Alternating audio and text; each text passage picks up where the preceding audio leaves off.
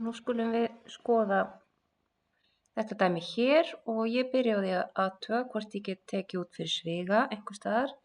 Það eru 4 margliður hérna og ég sé að ég get tekið út fyrir sviga hér. Þannig að þá byrja ég á því. Og núna að þá ætla ég ekki að skrifa dæmið upp aftur og aftur. Ég ætla bara að hafa þetta svona og reikna hverja margliði fyrir sig. Ég sem sagt tek x út fyrir sviga og í staðinn fyrir að skrifa allt og halda svo áfram þá ger ég þetta svona því að hvert skipti sem þú skrifar dæmi aftur að þá aukast líkurnar á klaufuvillum. Ef þú ert í prófi til dæmis og kannski gleymist annað veldi eða pluss breytist í mínus og skrifa kannski 5 í staðinn fyrir 2. Þannig við reynum að koma í veg fyrir klaufuvillur. Það er bara sérstaklega ef þú veist að þér hættir til að gera þér. Næsta spurning, get ég notað samoka eða ferningsreglur? Það voru þessar reglur hérna og byrjum á því að skoða hvort að samokareglan sé einhvers staðar, ferningstala a í öðru mínus önnur ferningstala b í öðru og það væri þá bara hér og þá þurfum við að taka hvort að 49 er ekki örugglega ferningstala og hún er það því 49 er 7 sinnum 7.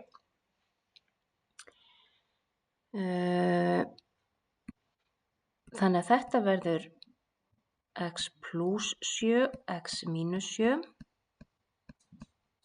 samkvæmt samokareglunni. Næsta spurning, get ég, samoka eða virkar einhvers staðar ferningsreglan, þá þarf náttúrulega að vera ferningstala hér og 21 er ekki ferningstala, 21 er 3 × 7 og þú manst að nota bara reiknivél ef að hugarreikningurinn er ekki góður. Þannig að þá er það ágiskun. Nú þarf ég að finna 2 tölur sem margfaldaðar saman gefa 21 og lagðar saman gefa 10. 3 × 7 er 21 og 3 plus 7 er 10. Þannig að tölurnar mínar eru 3 og 7. En takt eftir því að hérna varstu komin með 3 og hérna ertu með 7 og mínus 7, þannig að það er ákveðin vísbendinga. Við erum svolítið að vinna alltaf með sömu tölurnar. En 3 og 7 er það sem að ágiskun gaf mér hérna. Og þá var bara eftir 7 mínus x.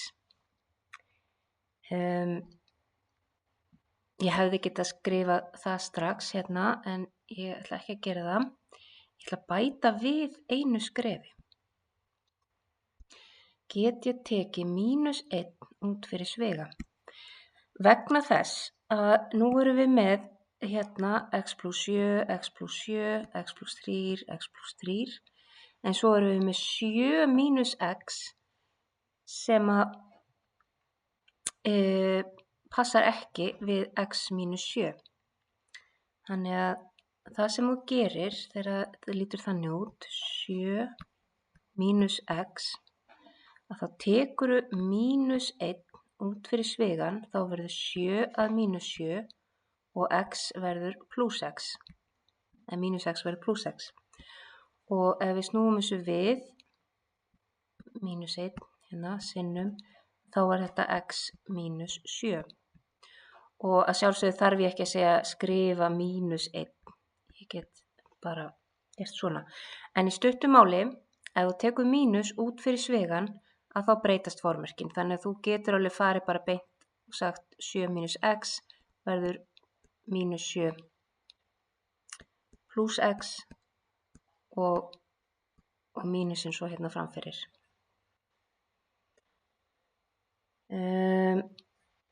Og muna svo að snúa þessu við þannig að sé sömu röð og hitt. Þannig að þá erum við komin með mínus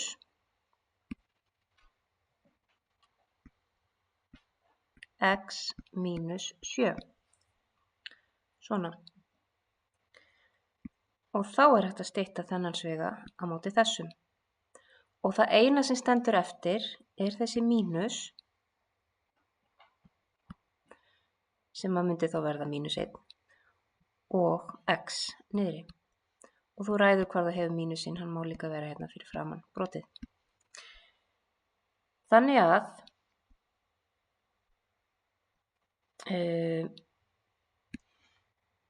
hérna tók ég -1 út fyrir sviga, hérna tók ég x út fyrir sviga, hérna notaði ég ágiskun og þetta er samlokareglan.